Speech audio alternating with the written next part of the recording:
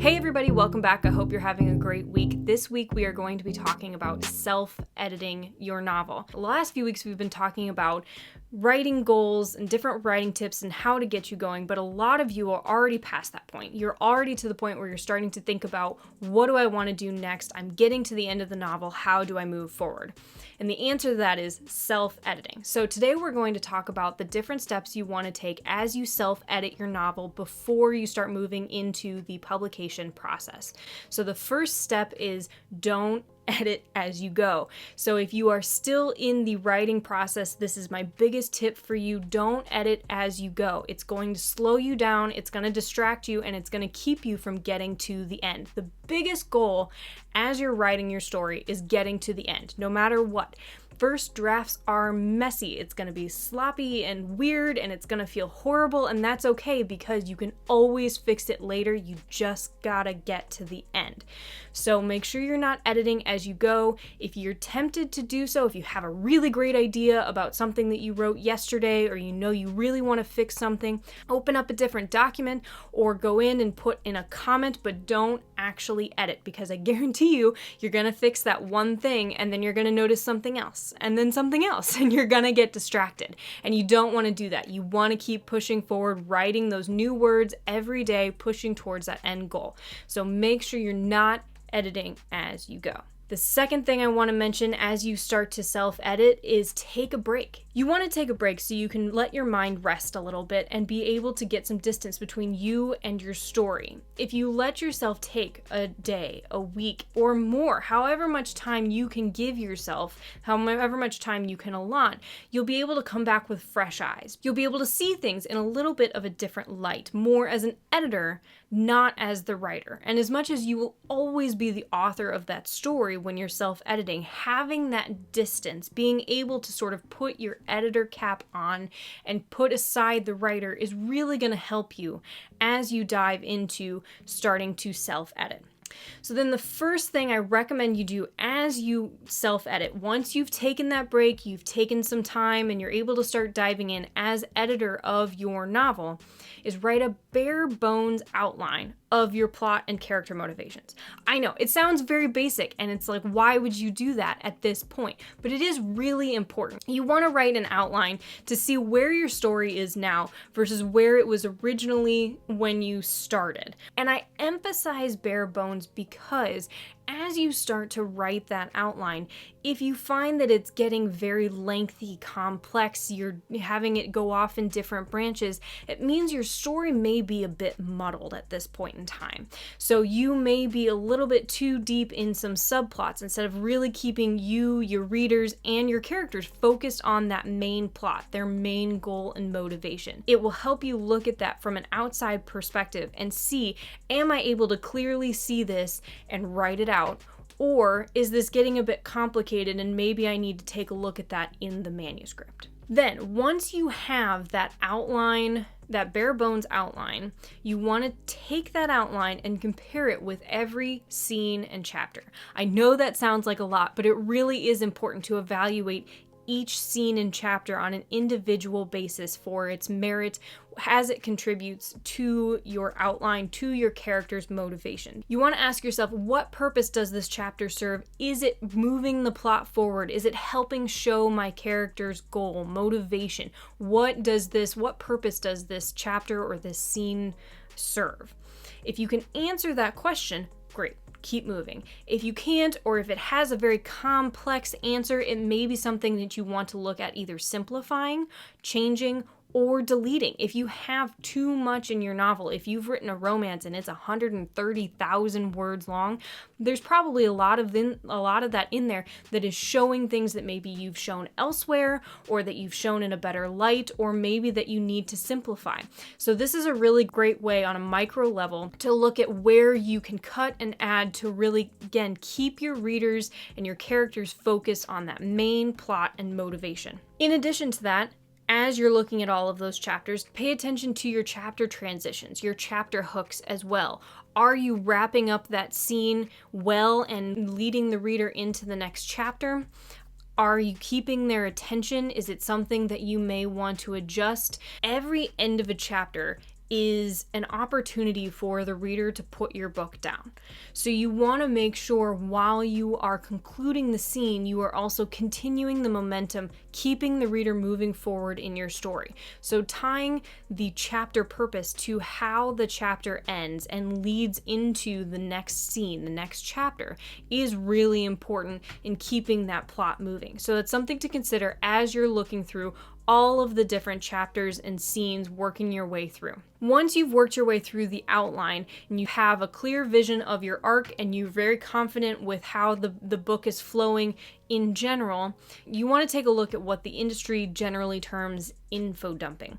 I like to call it info overwhelm. I think info dumping has a bit of a negative connotation. So looking at all of the information you give on backstory, world building, explanation, any lengthy exposition, go through and highlight it. And this will really be able to show you where you might have a bit too much or where you might need to add a bit more to keep the reader learning and understanding the world and the characters as they move forward. Info dumping means when you as an author are giving the reader a lot of information all at once, and generally it's called dumping because you're giving them a lot of details they may not need.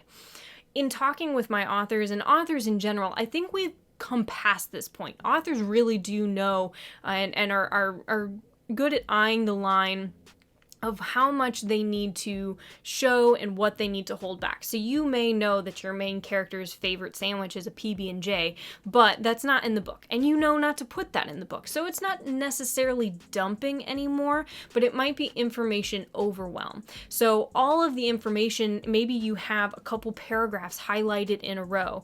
It may all be really good information that the reader does need for your story, but it's overwhelming. It's all at once. Do they need it all right now? So that's the biggest question you want to ask yourself when you're looking at all of the backstory and world building that you're trying to add in, and when you're trying to combat the information overwhelm, is not does the reader need to know this, but do they need to know it right now, in this very scene, in this moment? Or can you find a different place elsewhere where maybe there's not as much going on, or maybe it works a little bit better into the narrative so that it's more seamlessly added into the story? The character or the reader can learn that information without feeling like they're learning it. So taking a look at all of that, again, going back, highlighting those instances so you can see where it might be, literally see on the page, where it might be a bit too much, a bit overwhelming, because you are not necessarily going to notice that as the author. You thought it was appropriate at the time as you were working your way through. So going back, highlighting, seeing where it might be too much, and adjusting as need be. Now going down to the super micro level, you also want to look at your crutch words. So looking at how often you've used the verb to be, so was or is, instead of making it maybe a more active verb, trying to focus on active voice versus passive. Beware of overusing adverbs. So actually, really, obviously, definitely, those are words that authors overuse all the time. They're filler because as you're writing, as you're thinking through things, you are naturally putting that filler in as you decide what's coming next. Or it might be something that's how you speak.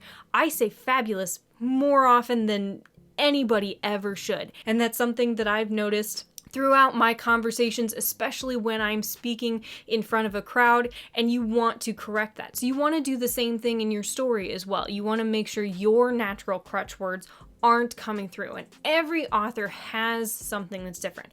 I've actually seen a recommendation from a blog I was reading where they tell you to check your older writing. I love this recommendation. Go back and look at your previous book, your previous short story, anything that you've written where it was a bit lengthy, where you might have fallen into some of those crutch words.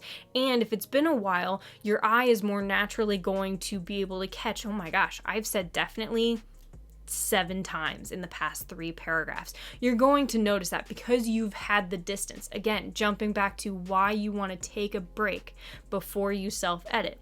It's the same concept here. Going back to an old piece of writing, you're going to be able to more clearly see what some of those words are that you tend to rely on. Then go through your current piece of work and see how often that comes up, or if there are new words that might be coming up that you can adjust and correct to make sure your prose is flowing as smoothly as possible possible without a lot of repetition. Now, I do want to mention this doesn't apply only to individual words like definitely or actually or fabulous.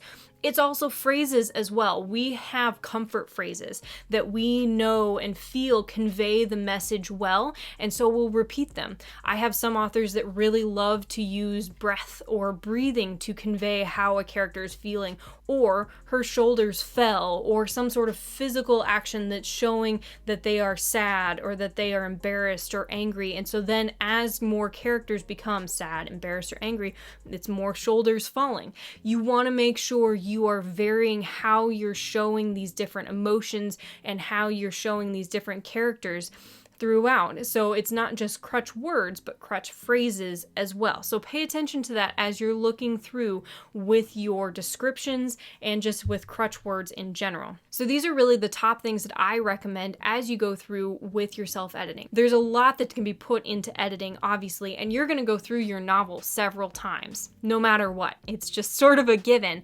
But this is a really great base to help you get started, to dive in. And if you are an author that is headed towards traditional publishing, this is probably going to be enough to get you to the point where you can start sending out your manuscript for queries. You've cleaned it up, you've made sure you have a cohesive and clear plot, you can understand the hook to be able to tell them what your book is about, you've gotten rid of a lot of your passive voice and to be verbs, and you definitely don't say definitely 12 times in a row, and so you can be a bit more confident in sending that out. If you're a self-published author or somebody who's a bit more new to writing, you may want to look at reaching out to either beta readers or an editor after you've taken this self-editing step. First and foremost, you always want to self-edit no matter what. You don't want to write the end and then just start sending it out. No matter how many novels you've written, no matter how many times you've gone through this process, there's always going to be a messy first draft. There's always going to be bumps along the road. So make sure you're going through this self-edit process, and then depending on where you're going next, like I said, if you are a self-published author or somebody who's a little bit new to the process, or if you just want a second pair of eyes, it may be useful to have beta readers, hire an editor, all of the above, have different eyes on your manuscript. These steps are fabulous for self-editing, but they are by no means an end-all be-all of answers for editing, because there are things that you as the author are never going to be able to see. If you've created complex world building, you are not going to be able to reliably tell if somebody who didn't create it is easily going to be able to understand it. You can do your best, certainly, and you can make sure it's clear, and you can go through with your bare bones outline and your highlighting of the world building and backstory and make sure that it flows together with your plot and that you're sprinkling that information throughout. And that is a fabulous thing that you want to do as you self-edit, but you still want to have a second pair of eyes on there